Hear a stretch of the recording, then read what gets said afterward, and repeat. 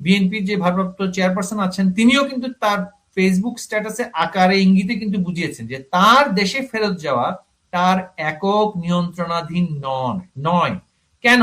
কার নিয়ন্ত্রণাধীন? কার কাছ থেকে অনুমতি লাগবে? হ্যাঁ, নিশ্চয়ই সেখানে এমন কোন শক্তি তার বিষয়ে সেই ধরনের মনোভাব পোষণ করেছেন যারা তার সেই সময়ে দেশে ফেরত আসার বিষয়ে, আমরা তো ক্ষমতায় ছিলাম না 15 মাস, 16 মাস, 16 মাস আমরা না থাকার পরে তাকে এখানে আসতে হলো। অর্থাৎ একটা বৃহৎ রাজনৈতিক শক্তি বলি বা বিশ্ব শক্তি, বা একটি না, আমি বলবো কয়েকটি, নিশ্চয়ই সেই ধরনের মানে অবজারভেশন বা অবজেকশন বা রিজার্ভেশন ছিল তার ফেরত আসার ব্যাপারে বা বিএনপি রাজনীতির বিষয়ে। সেই ক্ষেত্রে তাদের যে বৈশ্বিক সমীকরণের অংশ হিসেবে বাংলাদেশে জঙ্গিবাদের যে উত্থান হচ্ছে, সেই উত্থানের জায়গায়, রাজনৈতিক শূন্যতার জায়গায় তিনি আসলে কি কোনো শূন্যতার জায়গাটাতে উন্নতি হবে কিনা, সেই সমীকরণের অংশ হিসেবে হয়তোবা তারা তার কথা মতোই, তারেক রহমানের কথা মতোই একক নিয়ন্ত্রণাধীন নয়, তাহলে সেই নিয়ন্ত্রণের জায়গা থেকে গ্রিন সিগন্যাল যাওয়াতেই, এটা যে এককভাবে ভারত বা এককভাবে মার্কিন যুক্তরাষ্ট্র বা এককভাবে যুক্তরাজ্য তা কিন্তু নয়।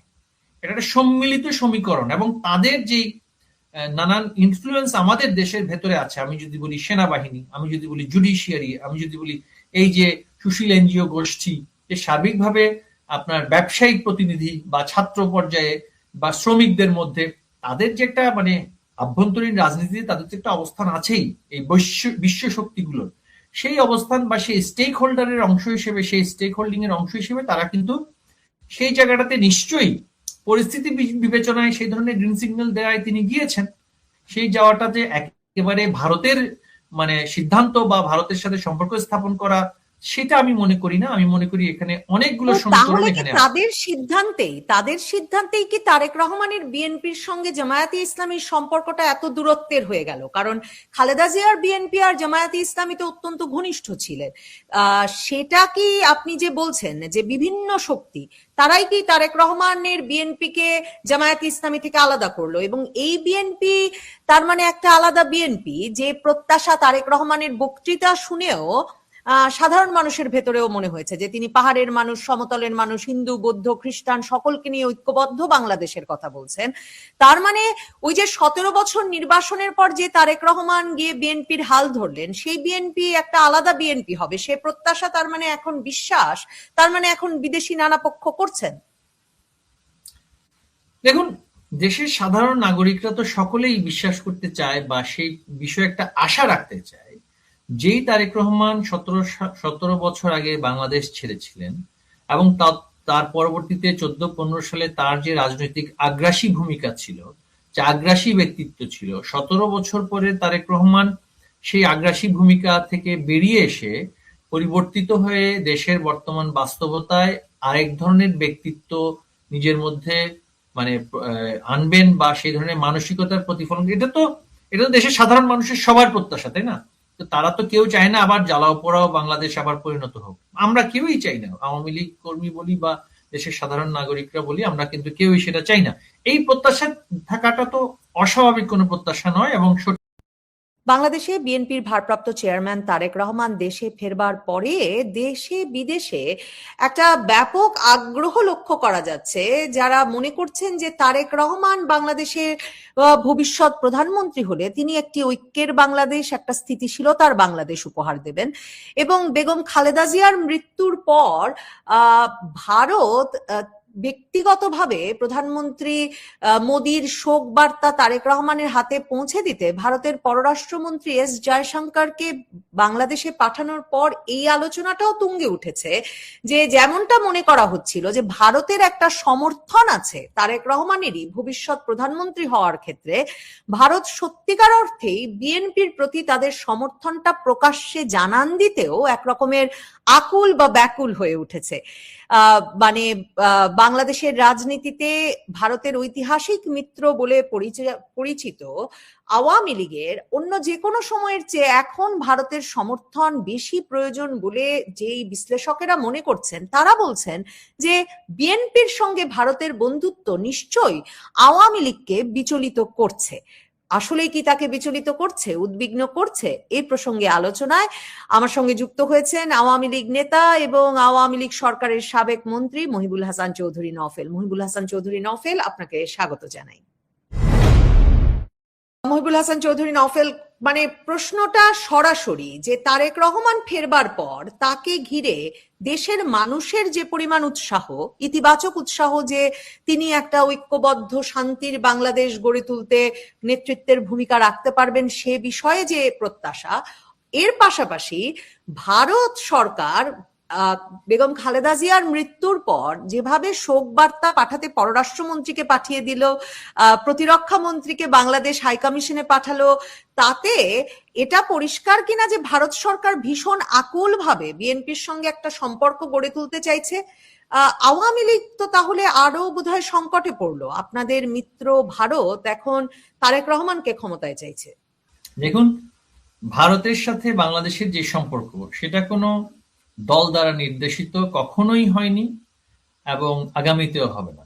সেটা আমার দল বলি বা বিএনপি বলি বা অন্য যে কোনো দলই হোক, বাংলাদেশের আমাদের যে ৫৫ বছরের ইতিহাস, জন্মের পর থেকে এবছর সহ ৫৫ বছর হলো, এর বেশিরভাগ সময় তো আওয়ামী লীগ ব্যতীত অন্যান্য রাজনৈতিক শক্তি বলি বা সামরিক শক্তি বলি, তারা কিন্তু দেশ শাসন করেছে। তো সেই সময়টাতে এই দীর্ঘ সময়ের মধ্যে কি বাংলাদেশ এবং ভারতের মধ্যে যে দ্বিপাক্ষিক সম্পর্কটা, সেটা কি কখনো ছিল না? তো আমরা আমাদের সময়ে আমাদের দুই দেশের যে সম্পর্ক, সেটাকে কাজে লাগিয়ে দেশের জনগণের ভাগ্যোন্নয়নে কাজ করেছি।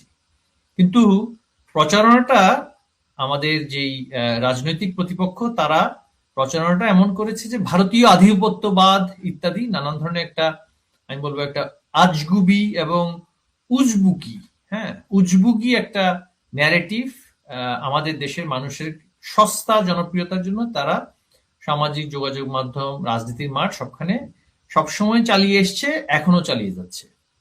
বাংলাদেশে ২০০১ সালে যখন বিএনপি এবং জামায়াতের নেতৃত্বে ৪ দলীয় ঐক্যজোট মানে ক্ষমতায় আসলো সূক্ষ্ম কারচুপির মাধ্যমে, তখন কি ভারতের সাথে সেই সরকারের সম্পর্ক বিদ্যমান ছিল না? সম্পর্কের পারদটা তারা থাকলে যেটা হয়, যেহেতু বাংলাদেশকে প্রায় সময় তারা ভারতের নানান বিচ্ছিন্নতাবাদী শক্তি, সন্ত্রাসবাদী শক্তির সহযোগিতায় আমাদের দেশের যে ভূমি, আমাদের দেশের সেনাবাহিনী, গোয়েন্দা বাহিনী, এগুলোকে যেভাবে তারা কাজে লাগিয়ে ভারতে অস্থিতিশীলতা করতে চায়, এই কারণে সম্পর্কটা অনেক সময় সেটা পরিবর্তিত হয়ে যায় বা সেটাতে মানে এক ধরনের ছেদ আসে। তার মানে এই নয় যে তাদের সাথে, ভারতের সাথে বাংলাদেশের সম্পর্ক আওয়ামী লীগ বা আমাদের নেত্রী বঙ্গবন্ধুর কন্যা জননেত্রী শেখ হাসিনার সময়টাতেই একটা বিশেষ সম্পর্ক থাকে, অন্যান্য সময় থাকে না। এটা কিন্তু কোনোভাবেই মানে মানে গ্রহণযোগ্য না এই ন্যারেটিভটা। তো সুতরাং আগামীতে যারাই রাষ্ট্র পরিচালনার দায়িত্বে আসবে, তাদের সাথেই একই ধরনের সম্পর্কই হবে। বিষয়টা হচ্ছে যারা দায়িত্বে থাকবেন তারা কিভাবে সেই সম্পর্কটাকে মানুষের কাছে, একটা হচ্ছে প্রকাশিত করছেন, আর একটা হচ্ছে কিভাবে সেটাকে মানে ব্যবহার করছেন। এই যে যে ইউনূসের অবৈধ সরকার, বাংলাদেশ এবং ভারতের মধ্যে যে দ্বিপাক্ষিক বাণিজ্য হয়, কোন জায়গাতে $1 কি কমেছে এই সরকারের সময়? তারা দিল্লি না ঢাকা, দিল্লি না ঢাকা বলছিল সারাদিন ধরে। তারা কিছু উন্মাদ, কিছু মানে একেবারে আমি বলবো যে নৈরাজ্য প্রবণ কিছু ছেলে পেলেকে দিয়ে যে দিল্লি না ঢাকা স্লোগান দেয়ালো, কিন্তু চাল বলেন, পেঁয়াজ বলেন, ডাল বলেন, ঔষধ বলেন, সবকিছু তো ভারত থেকে তারা আনছে। তুলো এনে সুতো করছে, সুতো দিয়ে গার্মেন্টস তৈরি হচ্ছে, তাই না? এমনকি আমাদের টেক্সটাইল মিল অ্যাসোসিয়েশনের যিনি সভাপতি, তিনি বলেছেন ভারত থেকে সুতা আমদানি বাংলাদেশে 128% বেড়েছে। তো সুতরাং এই সরকার সারাদিন এই ভারত বিরোধী একটা তথাকথিত আধিপত্যবাদের কথা বলে মানুষকে মানে সস্তা জনপ্রিয়তা জনগণ থেকে নিচ্ছে, কিন্তু তাদের সময় তো $1 বাণিজ্য কমেনি, $1 বাণিজ্য কমেনি। মানে পর্যবেক্ষকদের বিশ্লেষণটা তো এমনই যে ওই যে আপনি নৈরাজ্য প্রবণ বলছেন, যে একটা এমন উন্মাদনা তৈরি হয়েছে, ভারত বিরোধী উন্মাদনা, এবং যেই সরকারের সঙ্গে আসলে আলোচনাই চালানো যাচ্ছে না, কোন রকম সম্পর্ক রাখাই সম্ভব হচ্ছে না ভারত সরকারের পক্ষে। কাজেই ভারত সরকার এখন ভীষণ উৎসাহিত বোধ করছে যে যদি তারেক রহমান সরকার বা বিএনপি সরকার বাংলাদেশে আসে, তাহলে তাদের যেহেতু আগের অভিজ্ঞতা আছে খালেদা জিয়া সরকারের সঙ্গে সম্পর্ক রাখার, সম্পর্ক উন্নয়নের, কাজেই তারা একটা স্থিতিশীলতা পাবে এই সম্পর্কের ক্ষেত্রে, সেটা তাদের উৎসাহের একটা কারণ। তো সেটা আপনাদেরকে বিচলিত করে কিনা? কারণ আপনারা তো ভেবেছিলেন 10 ট্রাক অস্ত্র, তারপর জঙ্গিবাদের বিকাশ, এমন বা প্রণব মুখার্জির সঙ্গে খালেদা জিয়ার সাক্ষাৎ না করা, এমন নানা কারণে বিএনপি আর ভারতের সম্পর্কটা আর কখনো ভালো হবে না। আবারও বলছি, এটা কোনো দল বিশেষে সেটা নির্ভর করবে না। একটা বিষয় আমি আমার নিজের ব্যক্তিগত যে বিশ্লেষণ, সেই বিশ্লেষণ থেকে আমি মনে করি ভারত না শুধু, যে কোনো রাষ্ট্রই একটি রাষ্ট্রের সাথে সম্পর্ক রাখার ক্ষেত্রে যখন সেই রাষ্ট্রে একটা রাজনৈতিক সরকার থাকে, সেটা হতে পারে ওয়ান পার্টি স্টেট, কমিউনিস্ট পার্টির সরকার, অথবা মাল্টি পার্টি স্টেট হলে এক এক সময় এক এক ধরনের আদর্শের সরকার আসবে, কিন্তু রাজনৈতিক সরকার যখন থাকে তখন সেই রাজনৈতিক সরকারের সাথে বা রাজনৈতিক দল কর্তৃক তৈরি করা সরকারের সাথে যারা স্থায়ী পার্টনার, অংশীদার, তারা সবচেয়ে বেশি কাজ করতে স্বাচ্ছন্দ্য বোধ করে। আপনি দেখবেন যে সমস্ত দেশে অন্তর্বর্তীকালীন সরকারগুলো গঠিত হয়েছে মানে কিছু সুশীল সমাজের এনজিও শ্রেণীর কিছু ব্যক্তিবর্গ দ্বারা, তারা তো আসলে স্টেট ক্রাফটিং এর যে বিষয়টা, রাষ্ট্র পরিচালনা, যে রাষ্ট্রের প্রতিষ্ঠান কিভাবে পরিচালিত করতে হবে, সেগুলোর বিষয়ে তারা উদাসীন থাকে। তাদের একটা মানে ইউটোপিয়ান ভিশন থাকে, তারা রাজনীতিকে ঘৃণা করে, রাজনীতিবিদদেরকে ঘৃণা করে, আমলাতন্ত্রকে ঘৃণা করে, সবাইকে ঘৃণা করে এবং নিজেদেরকে শুধু ভালোবাসে। এই ধরনের ব্যক্তিরা পৃথিবীতে যেখানেই এই এলিট সমাজ, যেখানেই রাষ্ট্র ক্ষমতা দখল করেছে, সেগুলোর সাথে কিন্তু বিশ্ব সংস্থাগুলো, বিশ্ব ব্যাংক বলেন, এই যে বিশ্ব ব্যাংকের কথাই আমি ধরি, তারা কিন্তু বলে দিয়েছে সরাসরি যে ইউনুসের সাথে তারা কোনো ধরনের মানে ডিলিং করবেন না। এই যে আজকে পশ্চিমা শক্তির সাথে ওয়াইন খেয়ে, চিজ খেয়ে তার এত সম্পর্ক সে সৃষ্টি করলো, কিন্তু তাকে সরকারে পেয়ে কিন্তু পশ্চিমা কোনো প্রতিষ্ঠান, তারা তো আলটিমেটলি প্রতিষ্ঠান চালাবে, প্রতিষ্ঠানগুলো কিন্তু কোনোভাবেই স্বাচ্ছন্দ্য বোধ করছে না। এবং আইএমএফ কিন্তু বলে দিয়েছে রাজনৈতিক সরকার ব্যতীত তারা কোনো ধরনের লোনও কিন্তু তারা ছাড় দেবে না। কেন বলছে? কারণ এই এনজিও পার্টিরা, এনজিও সুশীলরা কিন্তু ওই যে বলছি যে কোন পদক্ষেপ নিলে দেশের জনগণের কি ইম্প্যাক্টটা হতে পারে এবং সেটার ফলে তার রাজনৈতিক ভবিষ্যৎ কোন দিকে যাবে, সেটা কিন্তু যে কোনো রাজনৈতিক দল, সেটা জামায়াত ইসলামের মতন রাজনৈতিক দলও কিন্তু ভেবে চিনতে নেবে। সেটা এই যে আদিল বা আসিফ নজরুল বা রিজওয়ানা হাসান, যারা এনজিও ব্যাকগ্রাউন্ড থেকে বা শুধুমাত্র বিশ্ববিদ্যালয় শিক্ষকতা থেকে হঠাৎ করে চলে এসছে, এনজিও পরিচালনাকারীরা কিন্তু কারো কিছু ধার ধারে না, তাদের কোনো ধরনের জবাবদিহিতা থাকে না। এবং এই জবাবদিহিতাবিহীন সরকারগুলো যখন থাকে, তাদের সাথে কখনোই কোনো রাষ্ট্রই স্থায়ী আলোচনা করে না। হ্যাঁ, কিছু রাষ্ট্র করবে যারা তাদের ক্রীড়নক হিসেবে কাজ করেছে, যারা তাদেরকে ক্ষমতায় বসেছে। পাকিস্তান ইউনূস সরকার আসার পরে যে পরিমাণ লম্ফজম্ফ করছে, সেই পরিমাণ লম্ফজম্ফ তো পাকিস্তান ওই 2001 থেকে 2006 সালে যে বিএনপি জামায়াতের সরকার ছিল, তখন আমরা তাদেরকে এত লম্ফজম্ফ করতে দেখিনি। কেন? কারণ তাদের যে জঙ্গি গোষ্ঠী, বিচ্ছিন্নতাবাদী গোষ্ঠী, তারাই কিন্তু আজকে স্বীকার করছে, লস্করে তাইবা এবং জয়শে মোহাম্মদের যিনি নেতা, তারা কিন্তু বলছে যে তারা ট্রেন মুজাহিদিন কিন্তু তৈরি করেছে বাংলাদেশে। এটা কিন্তু বলাটা কিন্তু শুধু মুখের কথা না, কাজের মাধ্যমে কিন্তু তারা প্রমাণ করেছে তারা মুজাহিদিন অর্থাৎ জঙ্গি সন্ত্রাসী বাংলাদেশে তৈরি করেছে, রপ্তানি করেছে, প্রশিক্ষণ দিয়েছে। তো সুতরাং তাদের উৎসাহ সবচেয়ে বেশি থাকবে এই সরকারকে যতদিন আটকে রেখে, যতদিন ধরে রেখে কত কন্টেইনার অস্ত্র পাঠাতে পারে, কিভাবে তাদের সন্ত্রাসী গোষ্ঠীকে এখানে আবারও বীজ রোপণ করে দিতে পারে, সেটা কিন্তু তাদের একটা চেষ্টা থাকবে। ভবিষ্যতে জামায়াত ইসলামেরও যদি সরকার হয়, তাদেরও কিন্তু কিছু, যদি জনগণ যদি একটা ইনক্লুসিভ ইলেকশনে জামায়াত ইসলামীকেও চুজ করে নেয়, তাদেরও কিন্তু একটা বাধ্যবাধকতা থাকবে কতটুকু পরিমাণ জঙ্গিবাদ বা সন্ত্রাসবাদের সাথে তারা পাবলিকলি মানে দেখাবে।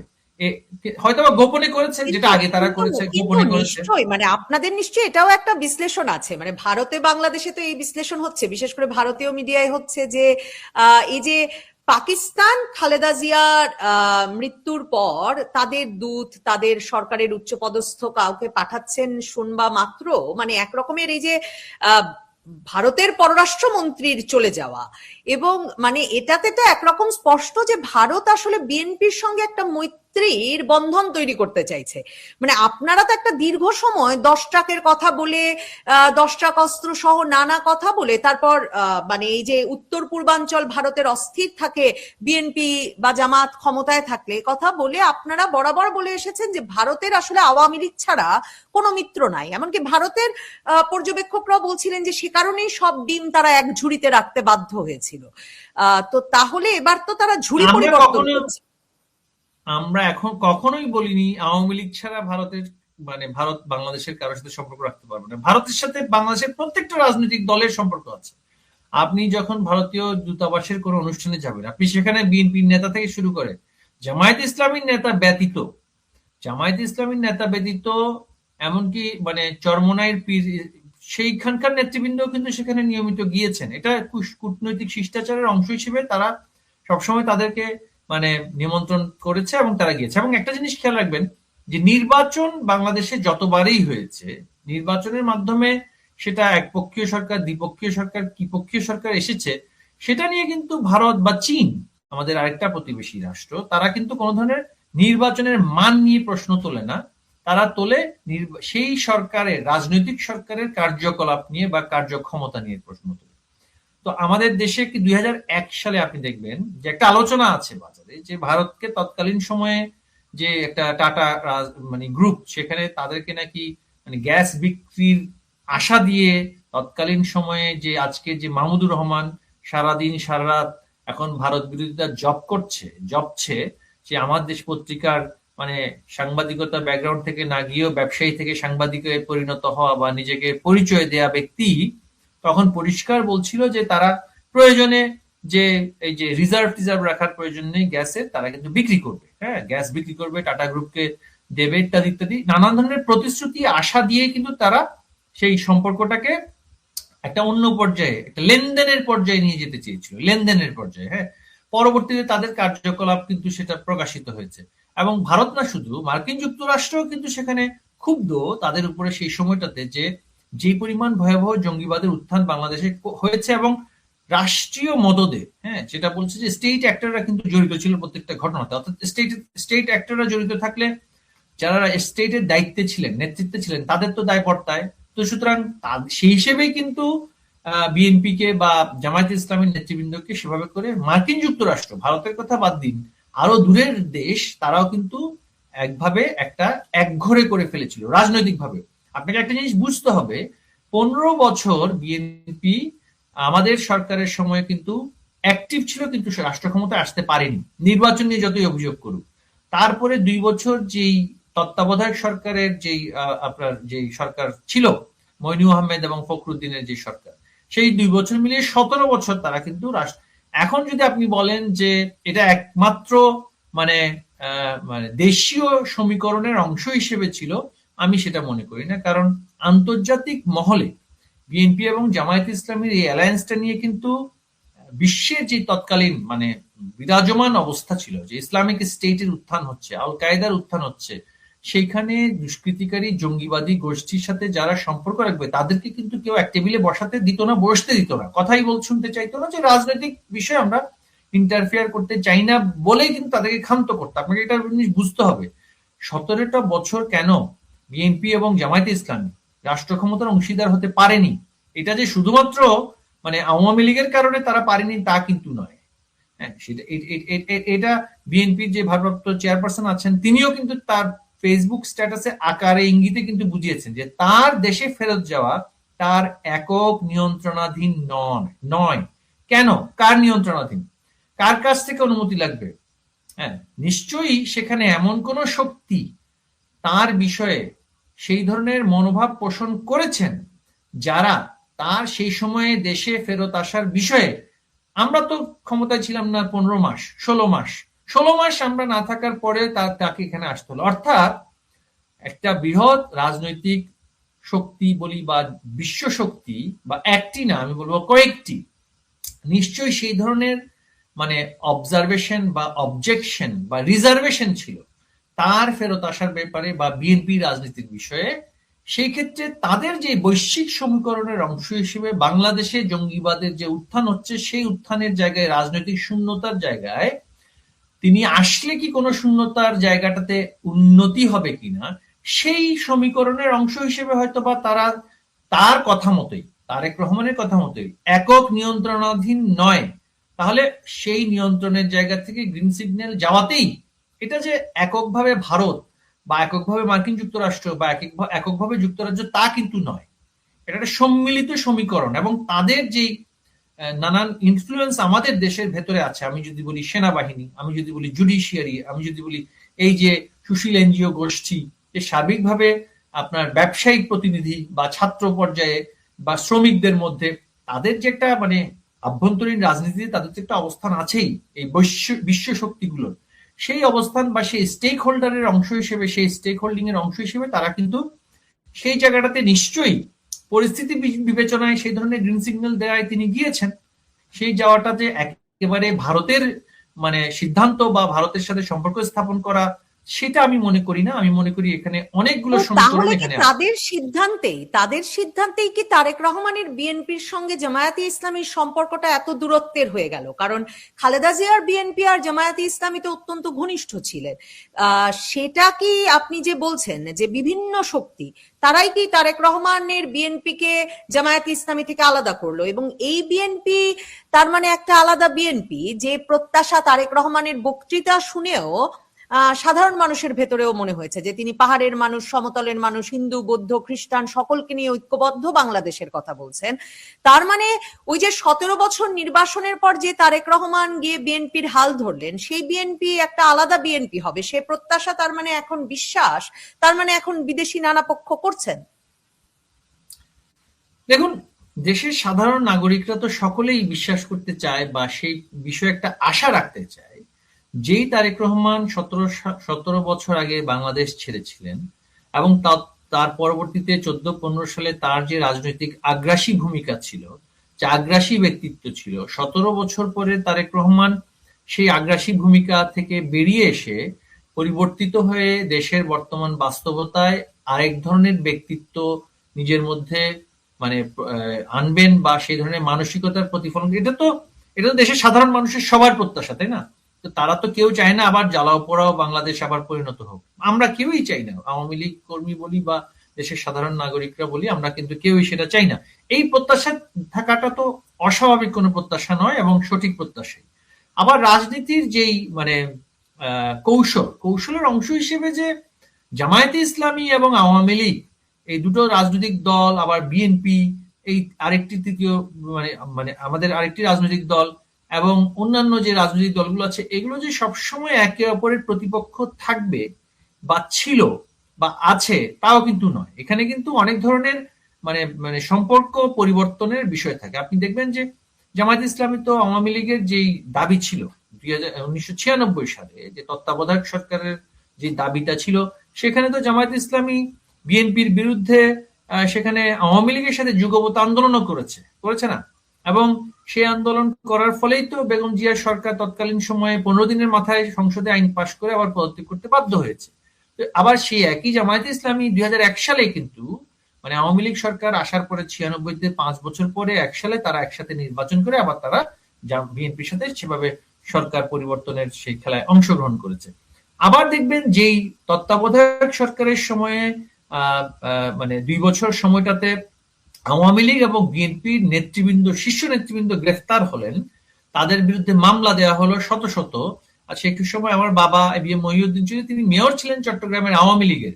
কিন্তু সেই সরকার যেই দিন তারেক রহমানকে 7ই মার্চ 2007 সালে গ্রেফতার করলো, একই দিনই বাংলাদেশে বলা হলো যে 7 জন মানে চরম দুর্নীতিগ্রস্ত ব্যক্তিকে গ্রেফতার করা হচ্ছে। তার মধ্যে তৃতীয় বা চতুর্থ জনের নাম দিয়েছিল আমার বাবাকে। তিনি তো আওয়ামী লীগ করতেন, তার আগের সরকার ছিল হচ্ছে বিএনপির সরকার, এবং তিনি আওয়ামী লীগের একজন নেতৃস্থানীয় ব্যক্তি হিসেবে কিন্তু ওই প্রথম 7ই মার্চের রাতের যে গ্রেফতার হয় সের মধ্যে কিন্তু তিনিও ছিলেন।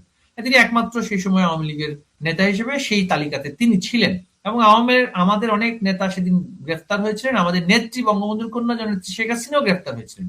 ওই 2 বছর সময়টাতে আপনি দেখবেন যে জামায়াতে ইসলামীর একজন নেতাও কিন্তু গ্রেফতার হয়নি, তাই না? তো বিএনপির সাথে 5 বছর সংসার করলো তারা, এবং যে সমস্ত কারণে বিএনপি বিতর্কিত হয়েছে, 10 ট্রাক অস্ত্র মামলা বলি বা 21শে আগস্টের যে ঘটনা, সেগুলোতে তো জামায়াত ইসলামী নেতাদের নেতৃত্বাধীন মন্ত্রণালয়গুলো সরাসরি জড়িত ছিল। স্বরাষ্ট্র মন্ত্রণালয়ের কথা যদি বলি, শিল্প মন্ত্রণালয়ের কথা বলি, স্বরাষ্ট্র সচিব তৎকালীন সময়ে তিনি জামায়াত ইসলামীর বোনাফাইড একজন মানে ভাবশিষ্য ছিলেন, তাই না? শিল্প মন্ত্রণালয়ের অধীনে 10 ট্রাক অস্ত্র বাংলাদেশে আনা হলো। তো বিএনপির সাথে সংসার করা অবস্থায় তারা এত শত অপকর্মগুলো তারা করেছে, দল হিসেবে করেছে, কিন্তু তাদের বিরুদ্ধে তো কোনো ব্যবস্থা নেওয়া হলো না। 2 বছর তারা বহাল তবিয়তে ঘুরে বেরিয়েছে, এবং মইনু আহমেদ তৎকালীন সেনাপ্রধান সাংবাদিক সম্মেলনে বলেছিলেন জামায়াত ইসলামী ইজ নট ফাইন্যান্সিয়ালি কারাপ্ট। তো সেই ক্ষেত্রে আপনি একটা সরকারের একটা অংশকে আপনি দায়মুক্তি দেবেন, আবার বিএনপি নেত্রী, তার সন্তান সবাইকে গ্রেফতার করে তাদের উপরে নির্যাতনও করবেন, তাহলে জামায়াত ইসলামীর কি সেখানে সংশ্লিষ্টতা ছিল না?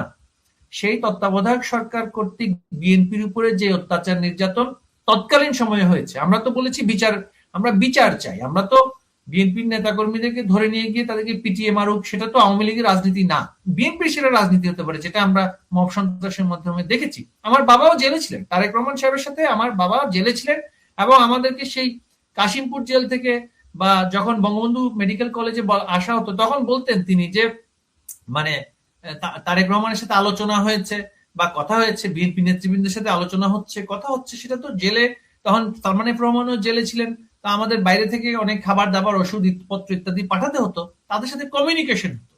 তো বিএনপি এবং আওয়ামী লীগ কিন্তু ক্ষতিগ্রস্ত হয়েছে, জামায়াত ইসলামী তো কিছুই হয়নি, তাই না? তো এখন বিষয়টা হচ্ছে জামায়াত ইসলামী এবং বিএনপির যে যে রাজনৈতিক সম্পর্কটা, সেটা আদর্শিক দিক থেকে একটা জায়গাতে ছিল, যে সেটা হচ্ছে যে আওয়ামী লীগ বিরোধিতা। বাংলাদেশে রাজনীতিতে সবসময় আমরা দেখে এসেছি আওয়ামী লীগ একটা পক্ষ, আর একটা হচ্ছে এন্টি আওয়ামী লীগ, সেটা শুধু নাম পরিবর্তন হয় নানান সময় সময়। এটা আমাদের একটা, আমি বলবো, রাজনৈতিক, আমি বলবো দুর্ভাগ্য। দুর্ভাগ্য কেন আওয়ামী লীগ যে সমস্ত বিষয়গুলোর জন্য স্ট্যান্ড নেয়, যেখানে শেখ হাসিনা যে সমস্ত বিষয়ে কোনোদিন আপোষ করেন না, হ্যাঁ, কৌশলের জায়গায় তাকে আপোষ করতে হয়েছে রাজনীতিতে, কিন্তু আদর্শিক কিছু প্রশ্নের জায়গায় যে সমস্ত বিষয় তিনি আপোষ করেন না, সেগুলোতে কেন আমরা অন্যদেরকে আপোষকামী হিসেবে পাই? যে যুদ্ধাপরাধীদের বিচারের ক্ষেত্রে আমরা কেন সেখানে অন্যদেরকে আপোষকামী হিসেবে পাই? আমরা উগ্র মৌলবাদের প্রশ্নে কেন আমরা তাদেরকে আপোষকামী হিসেবে পাই? তো সেই জায়গাটাতে আমাদের আপনার কথা শুনে মনে হচ্ছে যে ওই যে রাজনীতিতে একসময় আওয়ামী লীগ বিএনপিও ঐক্যবদ্ধ হয়ে পড়তে পারে, সেরকম একটা সম্ভাবনাও দেখেন কিনা? কারণ এই প্রসঙ্গ তো উঠছে যে ভারত সহ যেসব শক্তি তারেক রহমানের দেশে ফেরার পথ সুগম করেছেন, তাদের কেউ কেউ এমন কথা বলেছেন কিনা যে আওয়ামী লীগের রাজনৈতিক নিষেধাজ্ঞা তুলে নিতে হবে, সে শর্তে বা সে প্রতিশ্রুতি তারেক রহমান কোথাও দিয়েছেন কিনা? এবং এটা মনে হয় কিনা, যেমন ধরেন সাম্প্রতিক সময়ে শেখ হাসিনা বললেন যে 32 নম্বরে প্রথম আগুন দিয়েছে যুবদলের একজন, আর বেগম খালেদা জিয়ার জানা যায় নজরুল ইসলাম খান কিন্তু স্পষ্টত শেখ হাসিনা সরকারকে দায়ী করেছেন খালেদা জিয়াকে কারারুদ্ধ রেখে তাকে অসুস্থ করে মেরে ফেলার জন্য, এবং বলেছেন এই খালেদা জিয়ার মৃত্যুর দায় কখনো ফ্যাসিবাদী হাসিনা এ দায় এড়াতে পারবে না। এরকম অবস্থায় কি সম্ভব কোনোভাবে রাজনৈতিক মৈত্রী? দেখুন, রাজনৈতিক মৈত্রীটা হয় দুটো কারণে। প্রথমত একটা কিছু বুনিয়াদী বিষয়ের উপরে রাজনৈতিক দলগুলোর একটা অবস্থান থাকে, সেই সমস্ত জায়গায় তো বিএনপি এবং আওয়ামী লীগের আবার একটা খুবই কাছাকাছি অবস্থান আছে। যেমন আমি বলবো যে আমি যদি বলি যে কিছু বিদেশি শক্তি বাংলাদেশের সামরিক স্থাপনা তৈরি করা বা সেখানে একটা যে কিছু কিছু বিষয়ে যে আমাদের যে মেইন আপনার ইনফ্রাস্ট্রাকচার গুলো বিদেশিদের হাতে তুলে দেওয়া, সেগুলোতে জায়গায় গিয়ে কিন্তু ঘুরে ফিরে কিন্তু আওয়ামী লীগ বিএনপি কিন্তু বেশি দূর যেতে পারে না। যে দিয়ে দেওয়ার প্রশ্নে চাইলেও বিএনপি অনেক কিছু দিয়ে দিতে পারে না, আওয়ামী লীগও চাইলে দিয়ে দিতে পারে না, কারণ ইভেনচুয়ালি তারা দুজনেই কিন্তু জনগণের কাছে ন্যূনতম জবাবদিহিতার জায়গাটাতে থাকে। দিয়ে দেয় কারা? সবকিছু, যাদের কোনো জবাবদিহিতা নেই, যাদের কোনো পলিটিক্যাল ব্যাকগ্রাউন্ড নেই। তো সেই হিসেবে বিএনপি এবং আওয়ামী লীগের মধ্যে সংঘাত সংঘর্ষ সেটা চলেছে, এবং আওয়ামী লীগ সবচেয়ে বড় ভিকটিম হয়েছে ঐতিহাসিকভাবে। আওয়ামী লীগ এখন পর্যন্ত ভিকটিম, এবং এই ভিকটিম থাকা সত্ত্বেও আপনাকে বুঝতে হবে আওয়ামী লীগ কেন 15 বছর বাংলাদেশের রাষ্ট্র ক্ষমতায় ছিল। এটা যে শুধুমাত্র আওয়ামী লীগ এবং দোর্দণ্ড প্রতাপশালী বলেই যে সে সরকারে ছিল তা কিন্তু নয়। আওয়ামী লীগকে কিন্তু নানান জায়গায় বিশেষ করে অর্থনীতির প্রয়োজনে কম্প্রোমাইজ করতে হয়েছে। অর্থনীতির প্রয়োজনে যেহেতু কম্প্রোমাইজ করতে হয়েছে এবং সেই কারণে অর্থনীতি যথাযথভাবে পরিচালিত হয়েছে এবং অর্থনীতি চলার কারণেই কিন্তু উন্নয়ন হয়েছে। এবং সেই বৃহত্তর স্বার্থে ছাড় দেওয়া রাজনীতির শেখ হাসিনার কাছ থেকে শিখতে হবে তারেক রহমানকেও। যদি তিনি সেটা শিখতে না পারেন, সেই ক্ষেত্রে তিনি যদি ভবিষ্যতে কখনো রাষ্ট্র ক্ষমতা নেন, সেটা স্থায়িত্ব পাবে না। আপনাকে একটা জিনিস বুঝতে হবে যে আওয়ামী লীগ সরকারের সময়ে মির্জা আব্বাস সাহেবের ঢাকা ব্যাংক তো বন্ধ হয়ে যায়নি, তাই না? কিন্তু বিএনপি যখন আসার আগেই আওয়ামী লীগের নেতৃত্বাধীন বা মালিকানাধীন প্রতিষ্ঠানগুলো রাতারাতি কিন্তু মালিকানাধীন পরিবর্তন হয়েছে। বিএনপির একটি প্রতিষ্ঠান দেখানো যাক যেখানে আওয়ামী লীগ সরকার, সেটা কারখানা হতে পারে, ব্যাংক হতে পারে, টেলিভিশন হতে পারে, আপনার আমার দেশের ইনসিডেন্টটা ভিন্ন। মাহমুদুর রহমানের সাথে বিএনপিরও কিন্তু সমস্যা আছে, হ্যাঁ, এটা যে আওয়ামী লীগের বিষয় তা কিন্তু নয়। কিন্তু বিএনপির যে সমস্ত রাজনৈতিক নেতা যারা ছিলেন, তাদের যে প্রতিষ্ঠানগুলো, তারা সেগুলো কিন্তু কিছুই নষ্ট হয়নি, ভাঙা হয়নি বা বন্ধ হয়নি। আমি চিনি যে জয়নাল আবেদিন ফারুক, তিনি বিএনপির একজন বড় নেতা, তার বিশাল মানে ইয়ে আছে, ফ্যাক্টরি আছে গাজীপুরে, গার্মেন্টস ফ্যাক্টরি আছে। তো আমি যেহেতু তার সাথে মানে আমার বন্ধু, আমার স্কুল জীবনের বন্ধু, তার মেয়ের স্বামী, হ্যাঁ, আমি তার সাথে সবসময় দেখা হতো, কথা হতো, আলোচনা হতো। আমরা কখনোই মানে আমি বুঝিনি বা তারাও সেই ইমপ্রেশন দেয়নি যে আওয়ামী লীগের লোক গিয়ে তিনি জয়নাল আবেদিন ফারুকের কারখানা বলে সেখানে কোনো মানে অবৈধ অনৈতিক কাজ করেছে, সেটা কিন্তু আমি কিন্তু শুনিনি। এই যে পুরো 15 বছর বিএনপির যারা ব্যবসায়ীরা আছেন, আমরা এই যে বিএনপি অ্যালাইন্ড ব্যবসায়ীরা আছেন, তারা তো তাদের ব্যবসা বাণিজ্য নির্বিঘ্নে করেছেন বলে অর্থনীতিটা কিন্তু স্থবির হয়নি। এখন তারেক রহমান সেই ক্ষেত্রে যদি অর্থনীতির স্বার্থে এবং তার নিজের রাজনৈতিক স্বার্থেও যদি সেই কম্প্রোমাইজ গুলো করার জায়গাতে যদি তিনি করতে না পারেন, তাহলে কিন্তু তার পক্ষেও রাষ্ট্র ক্ষমতা বেশি দিন ধরে রাখা বা আসলেও টিকে থাকাটা কিন্তু অনেক কঠিন হয়ে দাঁড়াবে। সেটা আওয়ামী লীগ বিএনপির বিষয় নয় বা জামাত জাতীয় পার্টির বিষয় নয়, সেটা হচ্ছে এটা ইকোনমিক ট্রেন্ড। আপনি যদি একটা দেশের অর্থনীতিকে স্থবির করে দেন, জনগণ আপনাকে ধাক্কা দিয়ে সরিয়ে দিবে, নামিয়ে দিবে। তো সুতরাং এটা আসলে ভবিষ্যতে কিছু কিছু প্রশ্নে, কিছু কিছু জায়গাতে আপনাকে কম্প্রোমাইজ না করে চললে, কম্প্রোমাইজ না করলে কিন্তু, যেমন 2001 সালে বিএনপি সরকার যখন ক্ষমতায় আসে, তখন আমার বাবা তখন চট্টগ্রামে একটি প্রাইভেট বিশ্ববিদ্যালয়ের আবেদন করেছিলেন আওয়ামী লীগ সরকারের সময়। তখন সাদেক সাহেব ছিলেন। আওয়ামী লীগ সরকার তার সমস্ত ফাইল সেটা পাশ করে এবং তৎকালীন সময় সেটা টাকা দিয়েছিল এস আলম গ্রুপ থেকে এবং ব্যক্তিগত পর্যায় থেকে 5 কোটি টাকা নিয়ে সেটা আবেদনটা করা হয় একটি বেসরকারি বিশ্ববিদ্যালয়ে। আওয়ামী লীগ সরকারের সময় সমস্ত ফাইলপত্র সব রেডি করা হয়েছিল, কিন্তু আওয়ামী লীগ আমাদের তৎকালীন সময় যেহেতু নির্বাচনে আমরা আসতে পারিনি, যাই হোক বিএনপি আসলো।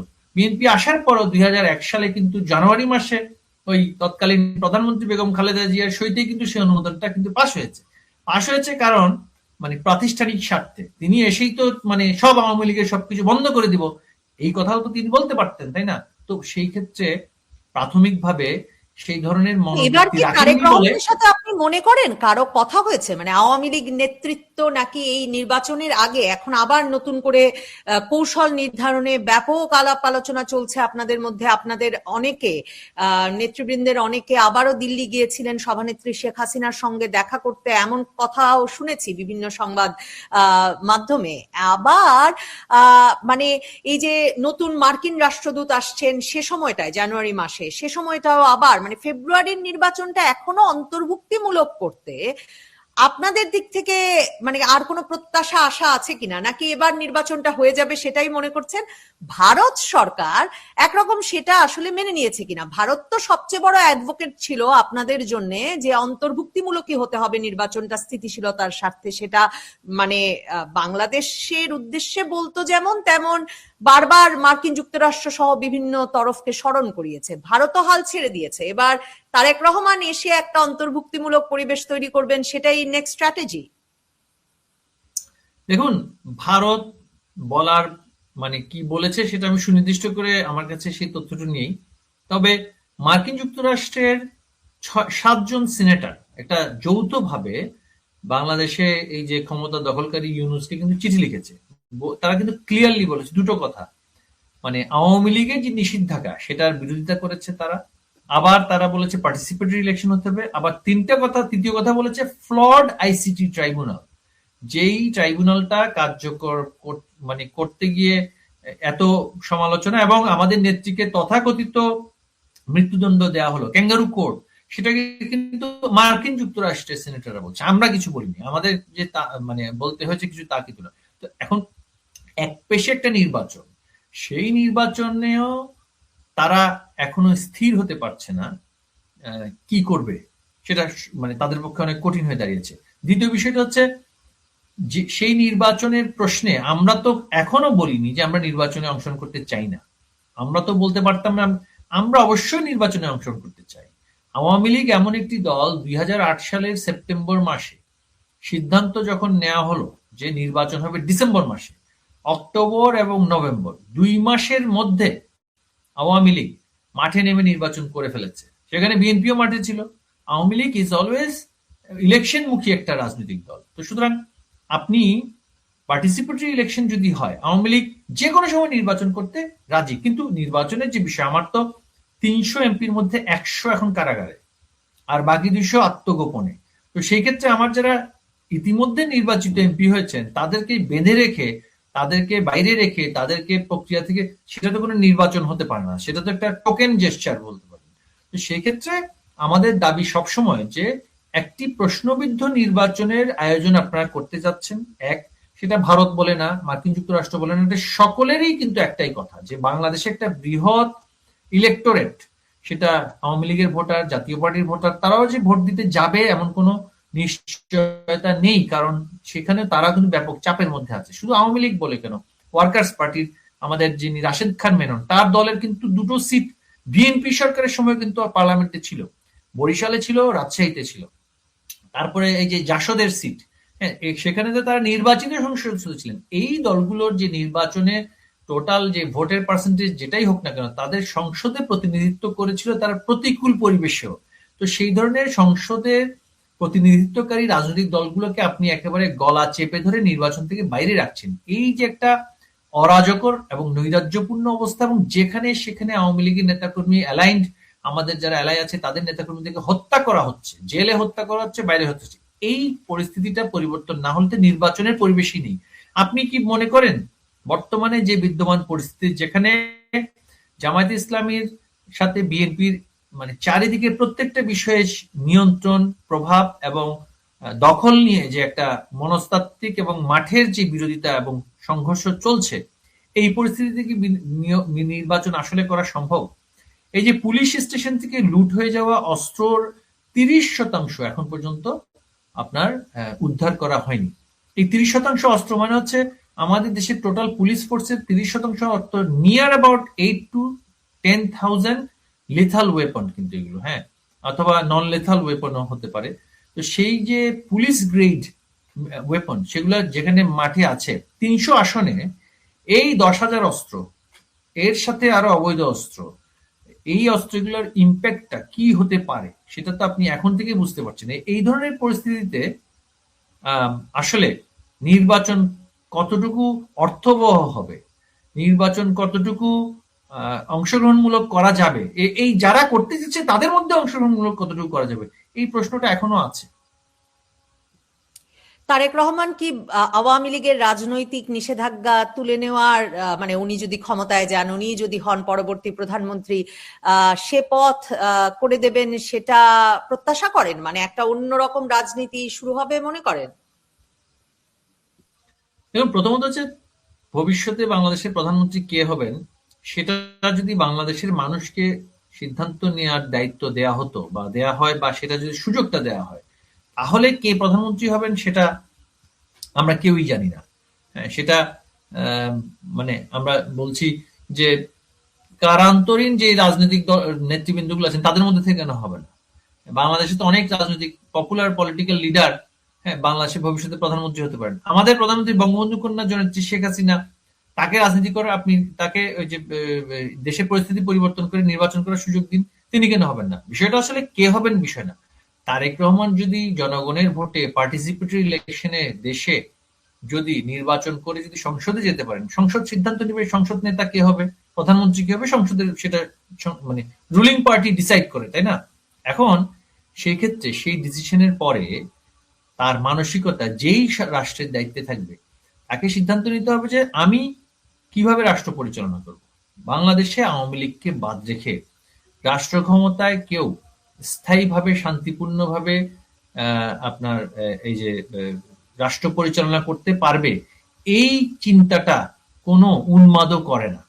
আওয়ামী লীগের আজকের পরিস্থিতিতেও দেশের অভ্যন্তরে একটি আন্দোলন বা সংগ্রাম করার মতন সক্ষমতা আজকেও আছে। কিন্তু আপনাকে একটা জিনিস বুঝতে হবে, এই মুহূর্তে আওয়ামী লীগ বনাম অন্যান্য রাজনৈতিক দলগুলোর মধ্যে বাফার হিসেবে দাঁড় করানো হয়েছে সেনাবাহিনীকে। সেনাবাহিনী হচ্ছে আমাদের লাস্ট রিসোর্ট। এখন আমাকে যদি আন্দোলন সংগ্রাম করতে হয়, প্রকারান্তরে সেনাবাহিনীর বিরুদ্ধে আন্দোলন করতে হচ্ছে। তো সেই ধরনের পরিস্থিতিতে আওয়ামী লীগ যেতে চায় না, যেখানে আমাকে সেনাবাহিনীকে ফেস করতে হবে। তার মানে হচ্ছে আমি গৃহযুদ্ধের দিকে যাচ্ছি। আর আমরা তো প্রথম থেকে বলে আসছি যে গৃহযুদ্ধপূর্ণ পরিস্থিতি সৃষ্টি করবেন না, আমরাও গৃহযুদ্ধপূর্ণ পরিস্থিতি চাই না। এই 16 মাসে গৃহযুদ্ধের দিকে বাংলাদেশকে নিয়ে যাওয়া হচ্ছিল এবং এখনো সেই প্রচেষ্টা পুরোপুরি আছে। আপনি দেখবেন যে ওসমান হাদির যেই মৃত্যু, তাকে হত্যা করা নিয়ে যে ঘটনাটা ঘটলো, তার পরবর্তীতে যা কিছু হয়েছে, এবং সেখানে একটা পরিকল্পনাও ছিল যে একটা মানে রেভলিউশনারি গভর্নমেন্ট বা এই ধরনের কিছু ডিক্লেয়ার করার একটা আলোচনা আমরা শুনেছি। সুতরাং এই ধরনের একটা একটা অত্যন্ত, আমি বলবো, আনসার্টেন যে সিচুয়েশন, এই আনসার্টেন সিচুয়েশনে কোন রাষ্ট্র, কোন এই যে ইউনুসের অবস্থা আজকে ত্রাহি ত্রাহি, সারা পৃথিবী থেকে তার যে পরিচিতি, সেই হিসেবে তো তার তো অনেক দূর সবচেয়ে বেস্ট গভর্নমেন্ট পরিচালনা করার কথা ছিল। কিছু এই ছেলেপেলেকে বিদেশ পরিস্থিতিটা থেকে একটা নির্বাচিত সরকারি পরিত্রাণ দিতে পারে, সেটা যেমন বাংলাদেশের জনগণের একটা ব্যাপক প্রত্যাশা আছে। এখন মনে হচ্ছে যে বাংলাদেশের মানে বিষয়ে এই প্রত্যাশাটা বিদেশেরও আছে, মানে অন্যান্য দেশেরও আছে, এবং সেক্ষেত্রে তারেক রহমানকে একটা ঝুঁকিহীন, কম ঝুঁকিপূর্ণ একটা চয়েস বলে মনে করার কারণেই সকলে এতটা মানে উৎসাহিত হয়ে উঠেছেন তার দেশে ফেরায়।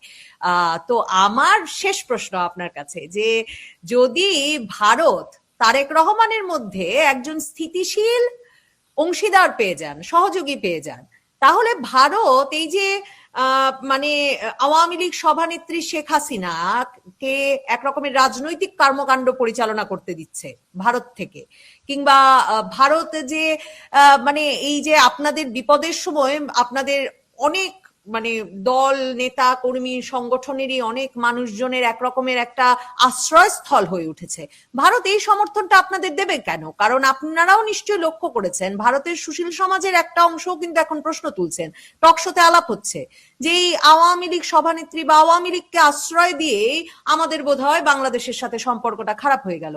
তাহলে তারেক রহমানের সঙ্গে বন্ধুত্বটা আরো গাঢ় হলে আপনাদের সঙ্গে বন্ধুত্বটা তো ফিকে করতেই পারে ভারত।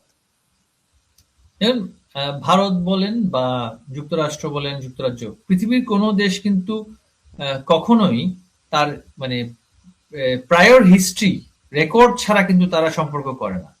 তারা তার মানে ট্রাইড এন্ড টেস্টেড যেই হিস্ট্রি, যেখানে ঐতিহাসিকভাবে কার সাথে তারা কাজ করতে পেরেছে, কার সাথে কাজ করতে পারেনি, বা কারা থাকলে, কোন রাজনৈতিক শক্তি থাকলে ন্যাশনাল সিকিউরিটি বিপর্যস্ত হয় না, সেটা কিন্তু তারা খুব ভালো করে বোঝে।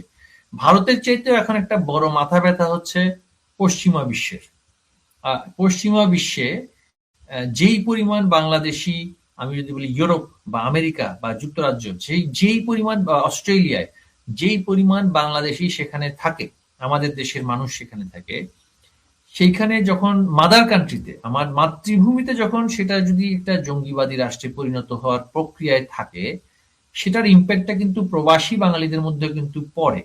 আপনি দেখবেন যে সিঙ্গাপুর এবং মালয়েশিয়া থেকে অলমোস্ট এভরি 6 মান্থস, মানে ধরে ধরে, অ্যালিগেশনটা কিন্তু স্পেসিফিক, যে র্যাডিকালাইজড হয়ে যাচ্ছে তাদেরকে আমরা পাঠাচ্ছি। যেখানে সিঙ্গাপুর এবং মালয়েশিয়া থেকে র্যাডিকালাইজড বাঙালি ধরে ধরে পাঠানো হচ্ছে, যেখানে ইউএই, আরব আমিরাত আমাদের ভিসা দেওয়া বন্ধ করে দিয়েছে, যেখানে সারা পৃথিবীতেই বাংলাদেশটা এখন একটা, বাংলাদেশ দেশ হিসেবে ছোট হতে পারে, মানুষের সংখ্যা কিন্তু সারা পৃথিবীতে এমনকি আমি জানি যে ইসরায়েলিও বাংলাদেশি আছে, তারা পারমিট নিয়ে, জর্ডান থেকে পারমিট নিয়ে কাজ করতে যায়। হ্যাঁ, আমি আমি জানি সেটা।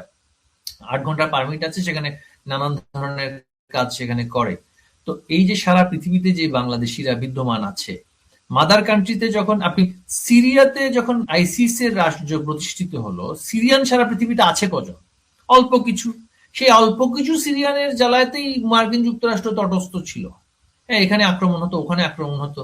এখন চিন্তা করে দেখুন, বাংলাদেশে যদি সেই ধরনের একটা নৈরাজ্যবাদী জঙ্গিবাদী গোষ্ঠী যেভাবে উত্থান ঘটছে, সামাজিক যোগাযোগ মাধ্যম দেখলে আমরা দেখি, সেটা সকলের জন্য একটা বিশাল সিকিউরিটি রিস্ক। বাংলাদেশ যাতে করে একটা ইন্টারন্যাশনাল সিকিউরিটি রিস্কে পরিণত না হয়, এজন্য তারা সবসময় সেখানে চাইবে যে বহুদলীয় রাজনীতি এবং গণতন্ত্র, এবং যারা লিবারাল সেকুলার রাজনীতি করে এবং যারা করে না, তাদের মধ্যে একটা ন্যূনতম কম্প্রোমাইজের জায়গাটা যাতে থাকে। সেটা ভারত হোক, সেটা যুক্তরাষ্ট্র হোক, সবাই সেটা চাইবে। কারণ সেটা না থাকলে যে এনার্কি থেকে আরো বেশি মিলিটেন্সি থেকে আরো বেশি আপনার র্যাডিকালাইজেশনটা সেটা তৈরি হয়, সেটা সকলেই বোঝে। আপনি আপনি পৃথিবীর মানে রাশিয়া থেকে শুরু করে আপনি যদি এখন বলি পাপুয়া নিউগিনি, সেখানে বাংলাদেশি আছে। হ্যাঁ, তো এই যে বাংলাদেশিদের প্রেজেন্সটা কিন্তু একদিক থেকে যেমনি আমাদের জন্য গর্বের বিষয়, বিশ্ব নেতাদের কাছে কিন্তু it's a global threat, it is a major threat if the parent country, if the main, এটা তো সবাই স্যাটেলাইট সিটিজেন। হ্যাঁ, মূল রাষ্ট্রে যখন এই পরিমাণ জঙ্গিবাদের চর্চা হচ্ছে, যেখানে রাষ্ট্রীয় মদদ দিয়ে ইউনুসের সময়ে ছেড়ে দেওয়া হলো, রহমানিকে ছেড়ে দেওয়া হলো, তারপরে জেএমবি বিক্রমপুরীকে ছেড়ে দেওয়া হলো, নানান ধরনের সন্ত্রাসী গোষ্ঠী ছেড়ে দেওয়া হলো। এই পরিস্থিতিতে তারেক রহমান বলি বা আপনার এই যে মানে এখন আপনি দেখবেন যে অনেকগুলো অন্যান্য রাজনৈতিক দলও কিন্তু এখন মাঠে আসছে। আমাদের জাতীয় পার্টির যে শামীম হায়দার পাটোয়ারি থেকে বলুন, বা বিএনপি থেকে বহিষ্কৃত হওয়ার পর রুমিন ফারহানাই বলুন, হ্যাঁ, এবং এই যে ফজলু সাহেব, এই যে বিএনপির, বা মেজর আখতারুজ্জামান, সবার কিন্তু একটা প্রচেষ্টা হচ্ছে যে এক্সট্রিমিজমের দিকে, উগ্রবাদের দিকে যেন বাংলাদেশটা ধাবিত না হয়। এটা কিন্তু গ্লোবাল কনসেনসাস অ্যাবাউট বাংলাদেশ। এই গ্লোবাল কনসেনসাসের বাইরে আমাদের প্রতিষ্ঠানগুলো যাওয়া সম্ভব না। সম্ভব ওদের যাদের কোনো রাজনৈতিক ভবিষ্যৎ নেই। দেখুন যে এনসিপিতে যে সমস্ত ছেলে মেয়েরা মার্কিন যুক্তরাষ্ট্র বা ইউকে, ইউএস, ফ্রান্সের দূতাবাসে দিনরাত যাতায়াত করতেন, বা তারা নিজেরাও স্বীকার করছেন তারা সহায়তা নিতেন সেখান থেকে, তারাও এখন কিন্তু প্যানিকে, আতঙ্কে, হ্যাঁ, তাদের যেহেতু মাস্টাররা, তাদের গাইড যারা করতেন বা তাদেরকে মানে গাইডেন্স যারা দিতেন, তারা যেহেতু বলছে যে এখন ছাড়ো এই পাগলের দল, গণহারে তারা পদত্যাগ করা শুরু করেছে। এরা তো তাদের মদদে বা পৃষ্ঠপোষকতাই তো এই দলটা গঠন করেছিল। এখন যখন দেখছে যে প্রজেক্ট এখন ব্যর্থ, হ্যাঁ, প্রজেক্টটা যেহেতু এখন ব্যর্থ হয়েছে, তারা দেখবেন যে সামান্থা ডাক্তার, এই যে বলছেন, আবার তাসনিম জারা থেকে শুরু করে, মানে পয়সা উঠালো এনসিপির নামে, কিন্তু এখন ইলেকশন করতে চায় সে স্বতন্ত্র হয়ে। কেন?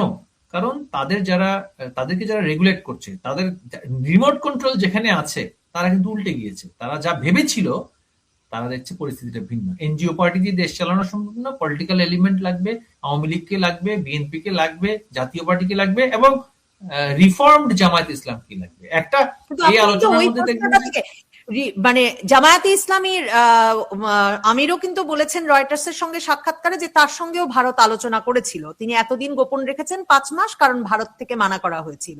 আর আপনি জাতীয় পার্টির প্রসঙ্গ তুললেন, মানে জাতীয় পার্টির দুই পক্ষ, মানে আনিসুল ইসলাম মাহমুদ অংশ, জিএম কাদের অংশ, তারা দুই তরফই বলছেন যে তারা নির্বাচনে অংশ নেবেন এবং আওয়ামী লীগের ভোট মানে পাবেন সে প্রত্যাশা নিয়েও তারা আলাপ করেছেন।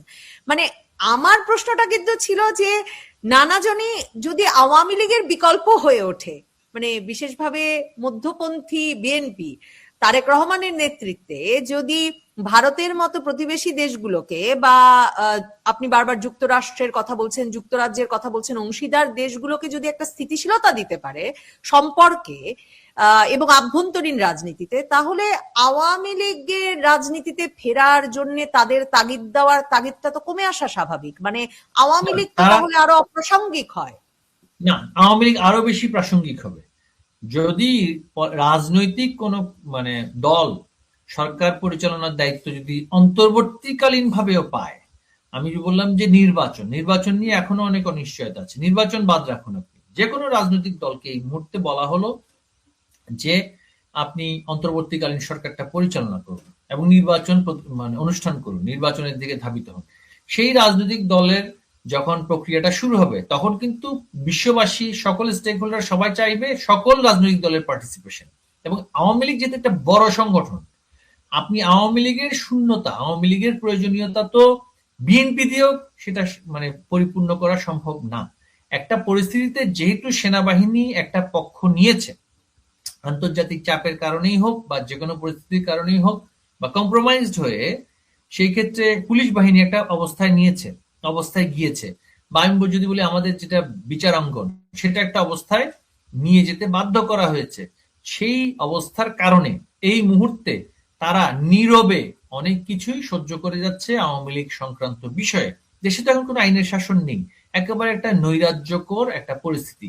এই অবস্থায় তারা নীরবে যেহেতু অনেক কিছু সহ্য করে যাচ্ছে, তারা খুব ভালো করেই জানে বাংলাদেশে আওয়ামী লীগের মতন সংগঠন, বিশাল সংগঠন, আপনি ভোটের যেই পলিটিক্সটা বা ভোটের পার্সেন্টেজ সেটাতে আমরা গেলাম না, সংগঠনের দিক থেকে তো এটা একটা বিশাল সংগঠন। এটা তো আপনি বিএনপির চাইতে আরো বড় সংগঠন, বিএনপির নেতারাও কিন্তু স্বীকার করে। হ্যাঁ, এই সংগঠন তো ঘুরে দাঁড়াতে পারে নাই 15 মাসে।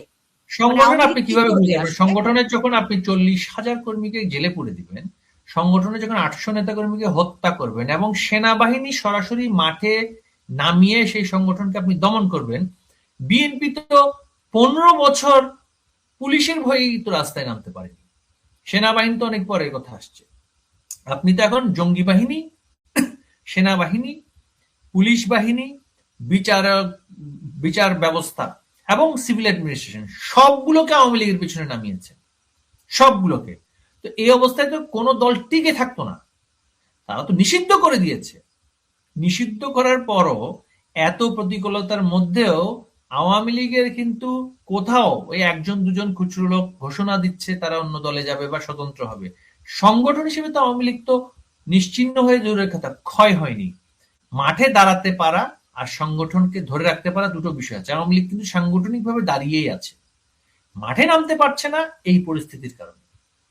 মাঠে নেমে যাবে যেই সরকারই ভবিষ্যতে, অন্তর্বর্তীকালীন যদি আরেকটা সরকার আসে, সেক্ষেত্রে কি তারা কি কতদিন সেনাবাহিনী বা পুলিশ বাহিনীকে দিয়ে তারা নিজেদেরকে মসনদ ধরে রাখতে পারবে?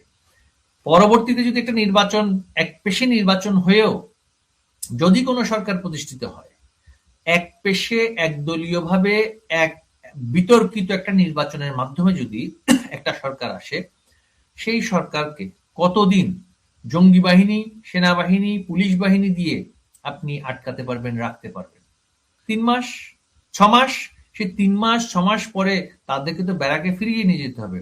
সেই ব্যারাকে যখন তারা ফেরত যাবে, সেই আওয়ামী লীগ তো মাঠে নামতে বাধ্য, আর মাঠে নামবে, এবং সেই আওয়ামী লীগকে আপনার পক্ষে নিয়ন্ত্রণ করা অনেক বেশি কঠিন হবে যারাই রাষ্ট্র ক্ষমতায় থাকে। তারা কি বুঝে না? বিএনপি জামাতকেও যেমন সরকার নামিয়েই আবার মাঠে ফিরতে হয়েছে, আপনাদেরকেও তার মানে সরকার পতন ঘটিয়েই, মানে সেটা নির্বাচিত সরকার এলে সেই নির্বাচিত সরকারের পতন ঘটিয়েই আবার ফিরতে হবে, সেটাই মানে আপনার রাজনৈতিক ভবিষ্যৎবাণী। যদি সেই ধরনের শুভবুদ্ধির উদয় হয়ে থাকে সকল রাজনৈতিক গোত্রের, রাজনৈতিক দলের মধ্যে, যে national reconciliation is very important, যে সুষ্ঠু বিচার খুবই গুরুত্বপূর্ণ, এই প্রতিশোধের রাজনীতি এবং জঙ্গিবাদী উন্মাদনার রাজনীতি সেটা করা যাবে না, তাহলে সরকার উৎখাত বা পতন বা সংগ্রাম বা সংঘর্ষের বিষয়টা এড়ানো যাবে। কিন্তু এখন পর্যন্ত যে ধরনের পরিস্থিতি বিদ্যমান, আমার মনে হচ্ছে বাংলাদেশের যে 15 বছর যে সাইকেল অফ মানে ড্রাস্টিক চেঞ্জ, সেটার কাছ থেকে আমরা হয়তোবা মানে অত বেশি পরিবর্তিত হতে পারিনি।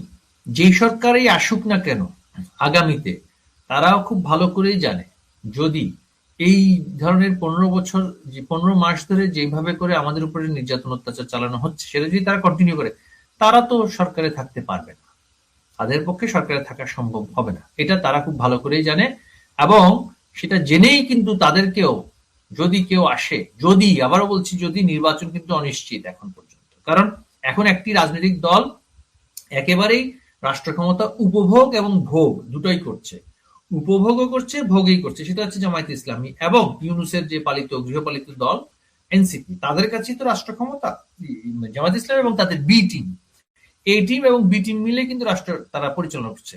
তারা চায় না কিন্তু নির্বাচন যথাসময়ে হোক, এবং ইউনূস নিজেই চায় না নির্বাচন যথাসময়ে হোক। সুতরাং নির্বাচন যেহেতু অনিশ্চিত, ভবিষ্যতের কথাটা আমি এখানে বলতে চাই না। যদি কেউ আসে কাকতালীয় ভাবে অন্তর্বর্তীকালীন দায়িত্ব নিয়েও যদি কেউ আসে, তারাও জানে পার্টিসিপেটরি ইলেকশন ছাড়া কারো কিন্তু কোনো রক্ষা নেই। এইটা কিন্তু তারা জানে, খুব ভালো করেই জানে। অসংখ্য ধন্যবাদ মহিবুল হাসান চৌধুরী নফেল। আর আমি আলোচনা বাড়ালাম না যে পার্টিসিপেটরি ইলেকশন ছাড়া মানে তো আপনারা 15 বছর থাকলেন, কাজেই সেই আমি এখানে আরেকটা বলতে পারি, আমরা পার্টিসিপেট করার জন্য কাউকে বাধ্য করিনি না করার জন্য। 14 সালে বিএনপি সিদ্ধান্ত নিল যে তারা পার্টিসিপেট করবেন, আমরা কিন্তু তাদেরকে বারিত করি নাই।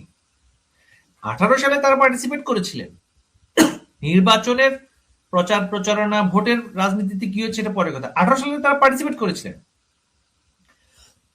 তারা প্রত্যেকটা উপজেলা নির্বাচনে, স্থানীয় সরকার নির্বাচনে পার্টিসিপেট করেছেন। 24-এ এসে তারা পার্টিসিপেট করেন নাই। আমি তো তাকে বেঁধে রাখি নাই।